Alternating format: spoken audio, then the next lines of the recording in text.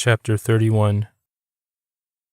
When Scout woke up, she found herself in a chair. Her arms were tied with rope, her hands tied behind the back of the chair.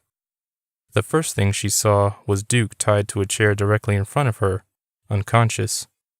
The second thing she saw was Jaren tied to another chair next to them, also unconscious. They formed a triangle. The killer appeared from the kitchen, still holding his knife. He walked up to the trio, circling them. "Who are you?" she asked him. The sound of her voice woke Duke. He looked around, then noticed the figure behind him. "Oh, shit!" He struggled with his ropes but could barely move. He was tied tightly. Jaren woke up as well and looked at all of them. "The zombie didn't want us making the movie," he said. "No shit!" Duke yelled. To the killer, he said, "Just show us who you are already. This is getting old as fuck." Instead of complying, he went to Jaren's back, wrapped an arm around his chest, and raised the knife. "No!" Duke screamed. "Please don't. You don't have to kill us. We don't know who you are, and you've made your point. I'll destroy all the footage and never ever make a movie again. I promise." The zombie stared at him, still holding Jaren. Then he started stabbing Jaren in the back very quickly. Duke and Scout screamed. After a moment, Scout realized the killer wasn't stabbing Jaren. He was cutting the ropes. "Not so fast," Jaren said, staring at him. "We're not finished yet." Duke stared back. "I fucking knew it."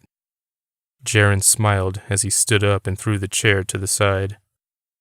"So did I," Scout whispered. Jaren looked at her skeptically. "Oh yeah? How?" "It was what you said earlier about the killer stealing a phone from the bar to call me. Officer Hightower told me about that, but I never told you. So how could you know about that unless you were the one who did it? Also, I know it was you who chased me out of the apartment.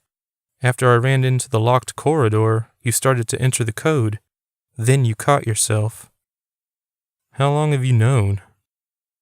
"I never really did. Those things just came to me." "Good." Jaren smiled. "Then I kept up appearances pretty well. I doubt anyone else will suspect me after tonight's over. Not that anybody's ever going to find your bodies." He looked at the masked figure next to him. "Do you know who this is?" Scout stared at him.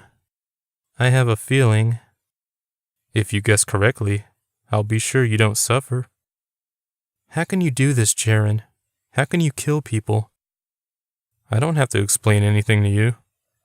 "Oh, come on," Duke said. "Are you saying you're too good for the talking killer cliché? We're going to die no matter what. You might as well explain everything for a few minutes." Jaren gave him such a cold look that Duke actually gasped.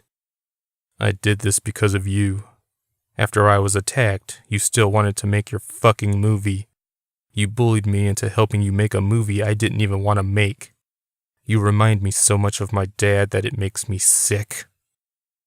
Duke stared for a moment, and then he laughed.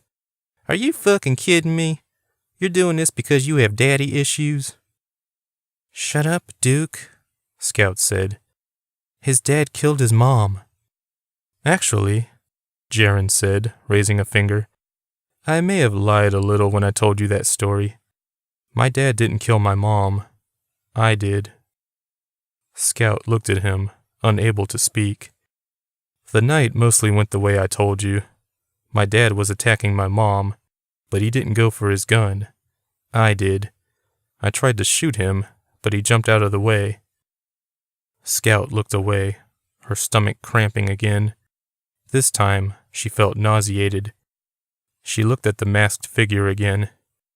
"Take off your mask, Ricky." The figure stood there, not moving. Then he removed the mask slowly.